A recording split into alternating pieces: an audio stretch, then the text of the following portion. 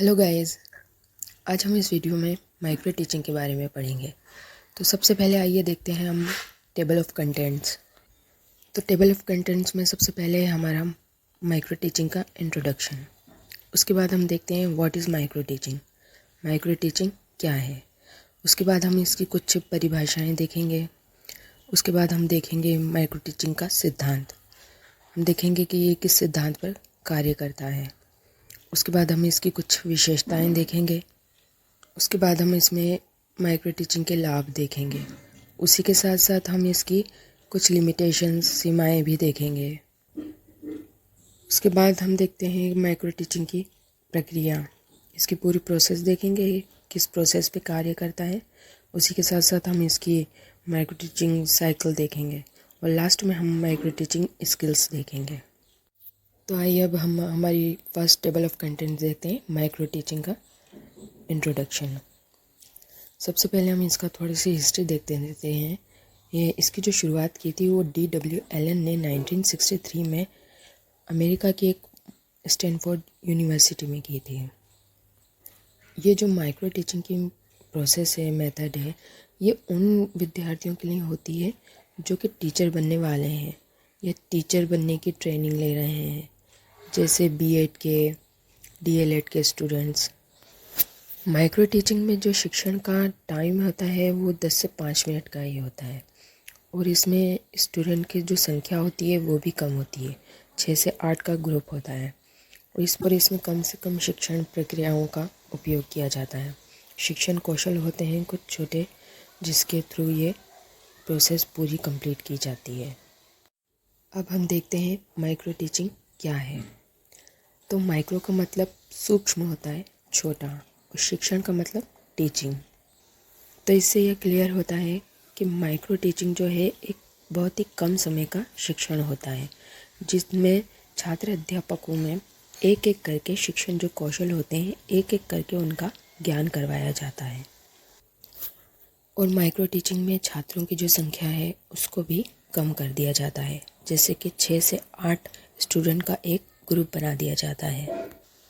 B.Ed में आपके जो भी टीचर होते हैं, मेंटर होते हैं, वो पूरी क्लास में से, सारे स्टूडेंट में से 6 से 8 स्टूडेंट का एक ग्रुप बना देते हैं, जो कि आपस में इन सारे कौशलों की प्रैक्टिस करते हैं। हर कौशल की रोज़ एक एक कौशल की प्रैक्टिस करवाई जाती है। सारे कौशल एक साथ आपको कभी नहीं पढ़ाए जाते। ये एक बहुत ही नेचुरल प्रोसेस होती है। इसमें आप अपने साथी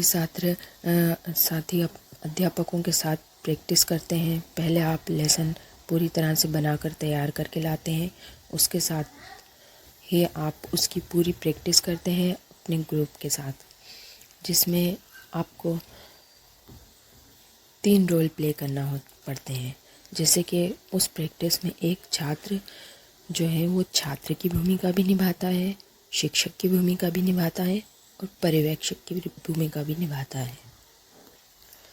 जब आप सामने जाकर अपने साथियों के साथ पढ़ाते हैं, सामने पढ़ाते हैं, तब आप एक छात्र की भूमिका निभाते हैं। जब आप बैठकर सामने वाले की प्रेजेंटेशन को सुनते हैं और उस पर फीडबैक देते हैं और उसमें क्या अच्छा है, क्या बुरा है, कहाँ कोई गलती है, ये सब कुछ बताते हैं, तब आप एक शिक्षक और साथ ही साथ पर्यवेक्षक की भी भूमिका निभाते हैं।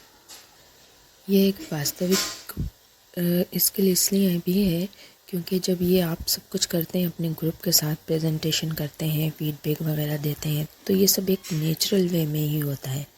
आपके खुद के टीचर भी ये सब कुछ ऑब्जर्व कर रहे होते हैं पीछे बैठकर। तो आई होप सो आपको समझ में आ गया हो कि माइक्रो टीचिंग क्या है। अब हम माइक्रो टीचिंग की कुछ डेफिनेशंस देखते हैं। ये कुछ साइंटिस्टों द्वारा दी गई है, जिसे एज इट इज़ हमें वैसे ही देखना होता है। D. एलन के द्वारा सूक्ष्म शिक्षण समस्त शिक्षण को लघु क्रियाओं में बांटना है। B.M. शोर द्वारा सूक्ष्म शिक्षण कम अवधि, कम शिक्षण प्रक्रियाओं वाली प्रविधि है। एंड लास्ट शिक्षा विश्वकोश के अनुसार सूक्ष्म शिक्षण वास्तविक निर्मित तथा अध्यापन अभ्यास का न्यूनीकृत अनुमाप है जो शिक्षक प्रशिक्षण पाठ्यक्रम विकास व अनुसंधान में प्रयुक्त किया जाता है। तो ये इसकी 3 डेफिनेशंस है, आपको और भी मिल सकती है पर हमने 3 बताई है। आगे चलते हैं, आते हैं हम नेक्स्ट स्लाइड पर। सूक्ष्म शिक्षण का सिद्धांत। हम यहाँ पर माइक्रो टीचिंग के कुछ प्रिंसिपल्स देखते हैं। तो सबसे पहले ये वास्तविक कौशल है जो कि नेचुरल स्किल कहा जाता है इसको। ये बहुत ही क्लासरूम में भी जब इसकी ट्रेनिंग कराई जाती है तो अपने साथियों के साथ नेचुरल तरीके से ही इसको पूरा प्रोसेसाइज्ड किया जाता है। नेक्स्ट है इसमें एक समय में एक ही स्किल का ट्रेनिंग दी जाती है। सब में कंफ्यूज नहीं होना पड़ता, आपको एक टाइम में एक ही पे आपको परफेक्शन दिलाया जाएगा। नेक्स्ट इसमें जब आप प्रेजेंटेशन देते हैं इसमें तुरंत आपको फीडबैक भी मिल जाता है आपकी प्रेजेंटेशन पे। उसके बाद हमारा 4th है अभ्यास की प्रक्रिया पर नियंत्रित रखा जा सकता है। जब आप एक ही स्किल की प्रैक्टिस करेंगे तो उसमें आपका अभ्यास जो है एक ही चीज़ पे चलेगा, तो इसमें नियंत्रित रखा जा सकता है आपकी स्किल पर। इस सिद्धांत पर ये सब कुछ कार्य करता है माइक्रो टीचिंग। गाइस अब हम इसकी विशेषताओं को देखते हैं। तो कम समय में अधिक गुणवत्ता प्रदान करने की ये प्रवृत्ति है। इससे जो है हाई क्वालिटी के रिज़ल्ट हम लोगों को प्राप्त होते हैं और एक दिन में एक ही कौशल को पढ़ाया जाता है। इसमें एक ही कौशल सीखा जाता है, एक ही कौशल के बारे में ट्रेनिंग दी जाती है और उसी के बारे में सब कुछ सिखाया जाता है हमको। इसमें जो छात्रों की संख्या है उसमें भी कटौती करके 5 से 6 रख दी गई है, जिससे कि अच्छा रहता है। ज़्यादा छात्रों में आपस में समझ में नहीं आए या कुछ भी हो तो ये 5-6 लोग मिलके तो आपस में डिस्कशन करके सब कुछ सॉल्व कर ही सकते हैं। इसमें जो है 5 से 10 मिनट ही पढ़ाना होता है, तो लेक्चर का टाइम भी 5 से 10 मिनट ही कर दिया गया है इसमें। और इसकी एक विशेषता सबसे अच्छी ये है कि इसमें जो तत्काल प्रतिपुष्टि मिल जाती है, इंस्टेंट फीडबैक मिल जाता है। आपको ज़्यादा टाइम नहीं लगता, इंतज़ार नहीं करना पड़ता आपको रिज़ल्ट के लिए ज़्यादा। अब हम माइक्रो टीचिंग के लाभ को देखते हैं।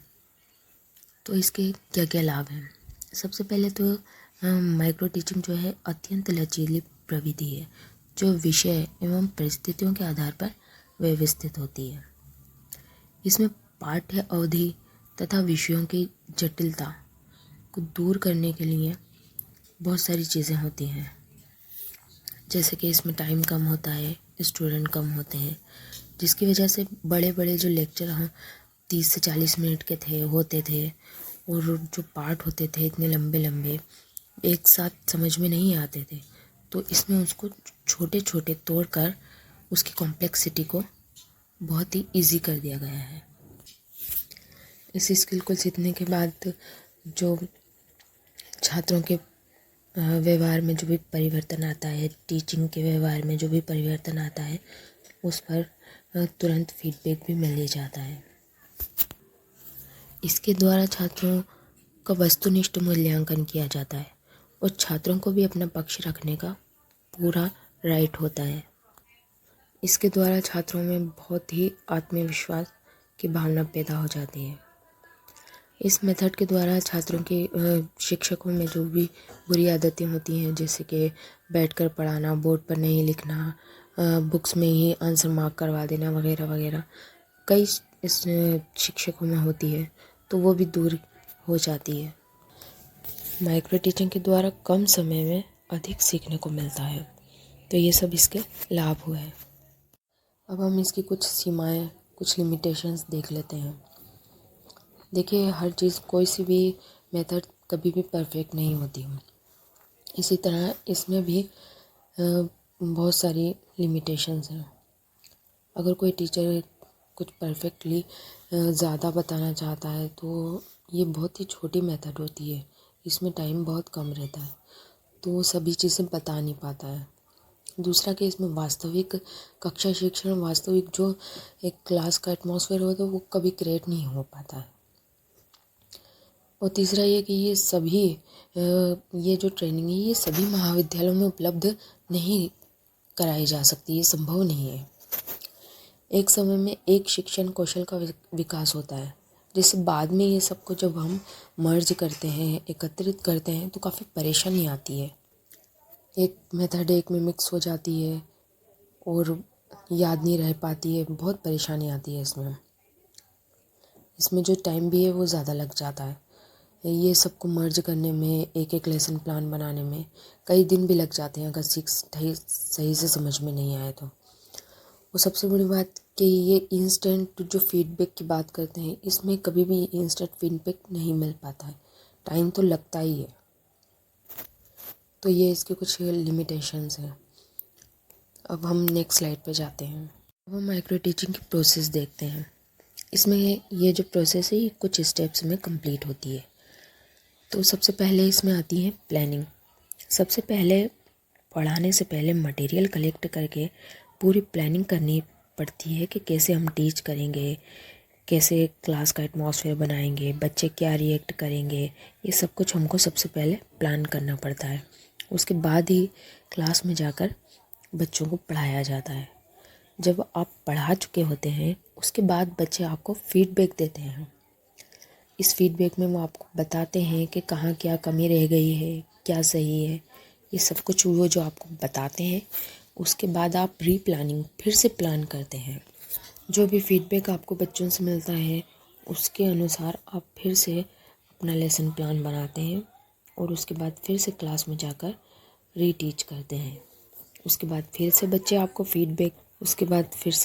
फीडबैक देते हैं और ये प्रोसेस ऐसे ही चलती रहती है। इस प्रोसेस को माइक्रो टीचिंग साइकिल कहते हैं। जैसे एनसीईआरटी के द्वारा 36 मिनट का टाइम दिया गया है, जिसमें प्लान बनाने के बाद आप जो टीचिंग करते हैं उसके लिए 6 मिनट का टाइम दिया गया है, फीडबैक के लिए 6 मिनट का टाइम दिया गया है।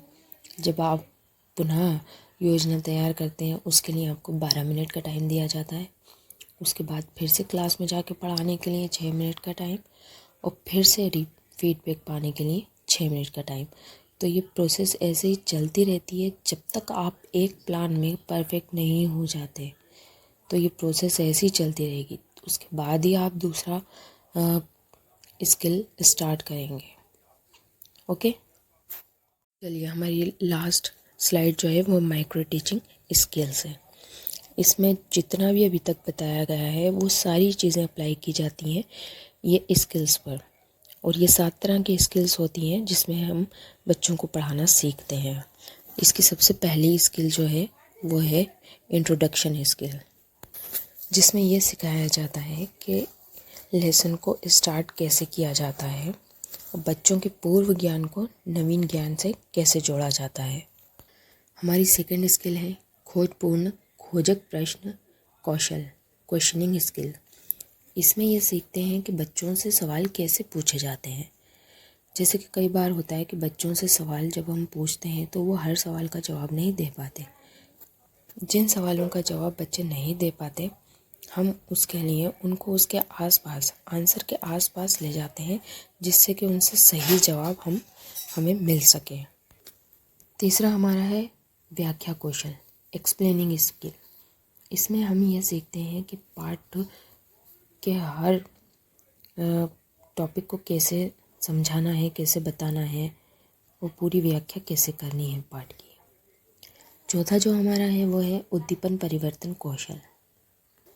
इसमें हमें ये ध्यान रखना पड़ता है कि बच्चों को कोई ना कोई एक्टिविटी कराते हुए पढ़ाएं। उनका ध्यान पढ़ाई से हटना नहीं चाहिए और वो बोर नहीं होना चाहिए।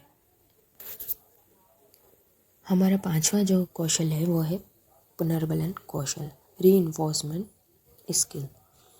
इसमें हम जो है ये सीखते हैं कि बच्चों को मोटिवेट करते हुए पढ़ाना। जैसे कि किसी से कोई सवाल किया तो उन्हें वेल डन, शाबाश या कुछ इस तरह की बातें कहें जिससे वो मोटिवेट होते रहें, जिससे उनका जो है कि इंटरेस्ट एक पढ़ाई में बना रहता है। हमारा छठा कौशल है दृष्टांत कौशल, इलस्ट्रेशन स्किल। इसमें हम ये सीखते हैं कि बच्चों को कैसे उदाहरण दे दे के पढ़ाएं। हमारा लास्ट जो कौशल है वो है श्यामपट्ट लेखन कौशल, ब्लैक बोर्ड स्किल। इसमें हम ब्लैक बोर्ड का यूज़ कैसे करते हैं, कैसे लिखा जाता है ब्लैक बोर्ड पर, कहाँ ब्लैक बोर्ड को रखने की सही जगह होती है, ये सब कुछ इसमें सीखा जाता है। ये सब हमारी माइक्रो टीचिंग की स्किल थी, जिसके द्वारा हम लोगों जो है प्रिपरेशन करके बच्चों को पढ़ाया जाता है। तो नेक्स्ट वीडियो में हम एक एक स्किल के बारे में आपको पूरी डिटेल से बताएंगे। तो गाइस, कैसा लगा हमारा ये वीडियो आप बताइएगा ज़रूर। Thank you. अगर हमारी वीडियो पसंद आई हो तो प्लीज़ लाइक कीजिए और हमारे चैनल को सब्सक्राइब कीजिए। Thank you. नेक्स्ट वीडियो में मिलते हैं न्यू टॉपिक के साथ। बाय।